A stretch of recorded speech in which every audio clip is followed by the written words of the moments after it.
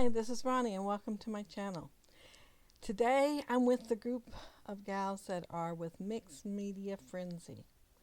So we are all going to be using the same sketch, this one here, and we're all going to do our take on that sketch. And I'm going to use this picture of my great nephew Parker with Santa. And I'm pointing out the mixed media there, and it shows a picture plus the frame. So I'm showing you the frame that I made on my We Are Memory Keepers frame punch board.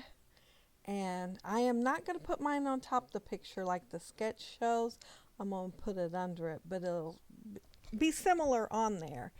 And my mixed media is going to be wider than what it is in the sketch. I was looking in a magazine and it had a picture of a Christmas tree, and I thought, oh, that is pretty. I wonder if I could do that with the mixed media. It's supposed to have something that's straight down the center. I could do a Christmas tree. Well, I turned a few more pages and there's another tree, and I like it too. It had ribbons on it. So my tree is going to be a collaboration of the first one and the second one that I seen. Only really it's not going to look anything like them because they weren't mixed media and these are.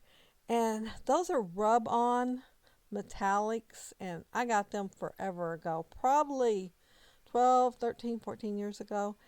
And I use a little bit here and there, and it don't take much. And I put it all on the back here because I didn't want to go straight onto the back of this.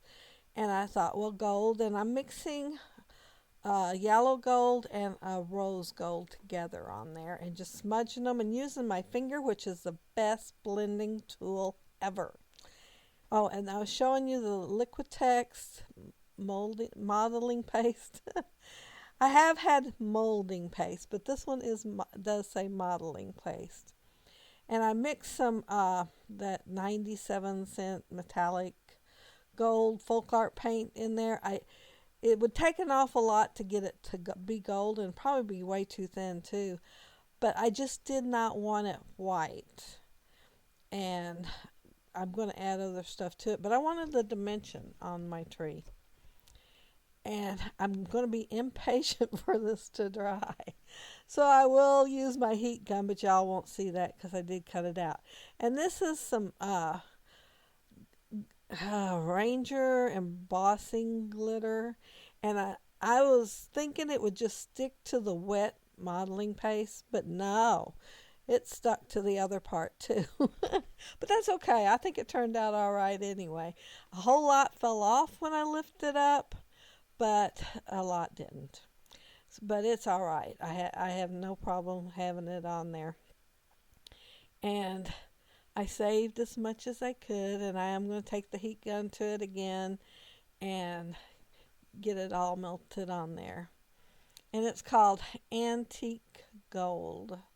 It's not my favorite thing. I did a layout with it not too long ago, which y'all won't see till January. But yeah, I thought I may never use this again, and then look at me, here I am using it again. You never know when it comes to scrappy goodness. Did tell you a story because when I was talking, I seen the heat gun, and I just now showed the teal Heidi Swapp, and I am sprinkling it on there, and I'm going to put several colors so that it looks kind of like twinkling lights, because it all does shine, because it is Heidi Shine, so that all of these do shine. I had the butter out also, but it kind of clashed with everything. I tested it on some black with these, and it just didn't look that good, so it did not make it on the page.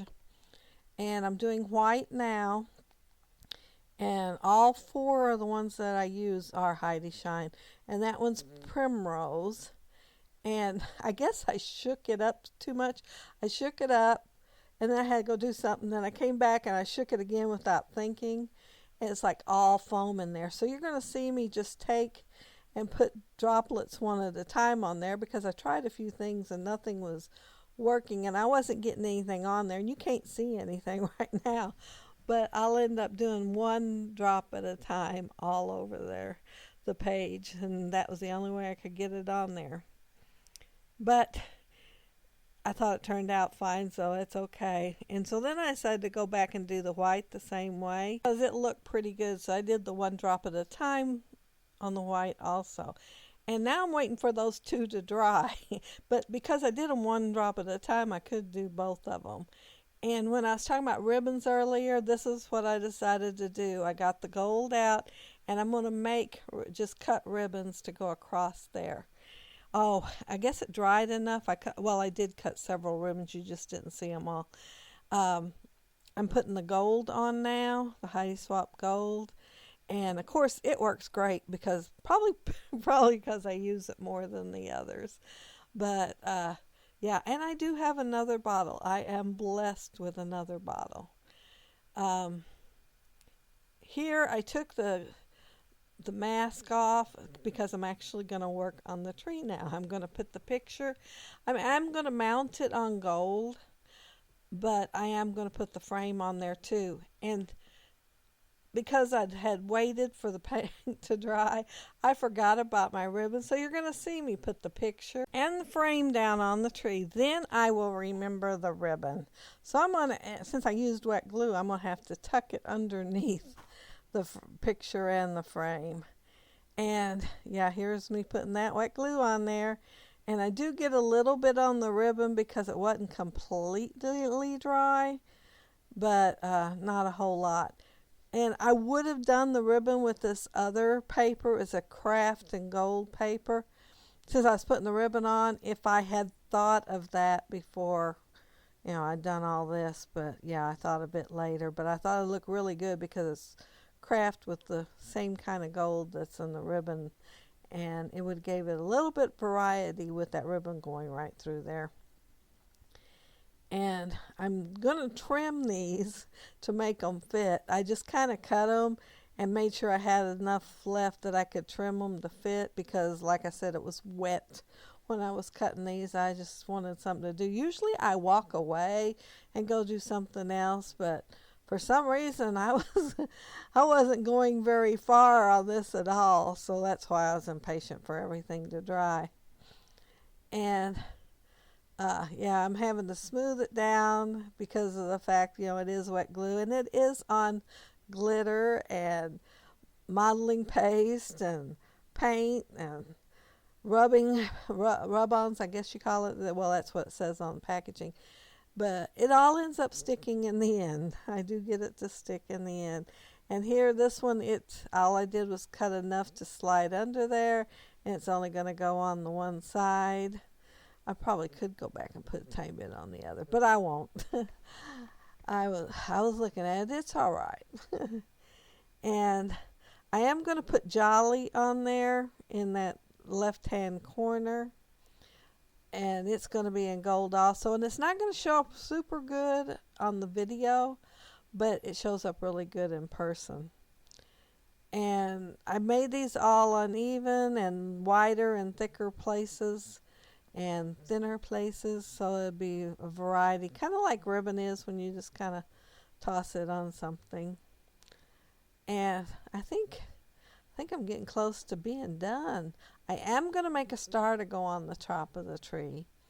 I'm going to make it by hand. I'm just going to draw it on the back of that cardstock and put it up there on the top of the tree. And this is the word Jolly, and it came off a Sizzix die, and it had two other words with it, and I can't think offhand what they are. All I cut this time was the Jolly. And since, Santa's jolly. And I'm almost done with my star, and I'm going to put foam tape behind it and just pop it up there on the top. And the last thing I think I have to add is the circles that are in the sketch. And the ones they have in the sketch look like they're actually stamped on there. And I do have stamps like that, and I do have gold ink. But I decided just to punch out. I did a 3/4 inch circle, 2 of them, and a 1 inch circle. And I am going to put them on foam tape. And I'm going to put them thereabouts in the same places as they are in the sketch. Oh, but first, I'm going to put Heidi Swap on the rest of the layout. And I should have waited to put those circles on there because I do smudge a little bit, but all I did was take a wipey and wipe them off, and they were fine. And then, of course, I had to wait a little bit and sprinkle a little more on there. And let's see. Oh, this is where I decided to add one more little strip, and this was a scrap laying over there. Rather than to cut into the gold, I'm pretty saving with that gold. I find uses for it no matter how small it is. I used the scrap that was at the end of one, and I had cut around it because it wasn't shaped the way I wanted, but guess what? I decided to use it after all, and I put a sliver of ribbon down there on the bottom. And here I'm punching out those circles so that I can put them in the same place that they are on the sketch. Well, maybe not the same place because that one's a lot skinnier mixed media, but similar. But that's it. I think I'm done with my layout. I will leave links below for everybody else that is doing the Mixed Media Frenzy this week. And you can go check theirs out and see what they did with the sketch. And all there, I was just pointing out the similarities between the sketch and the finished layout. And these are the close-ups and shows the different colors and the textures that's on the Christmas tree. And there's the side with the circles, and again the close-ups. And yeah, there's the jolly. You can see it pretty good down there. But it didn't have an actual title on the sketch. It had journaling, but it didn't have anything bigger for a title. So that's why my title's only one word. If you leave a comment below, I'll be sure to get back with you. If you like the video and hit a thumbs up, I'd appreciate it. And if you are not subscribed to my channel, I would love to have you subscribe. Thank you so very much for watching, and have a happy, scrappy week. Bye.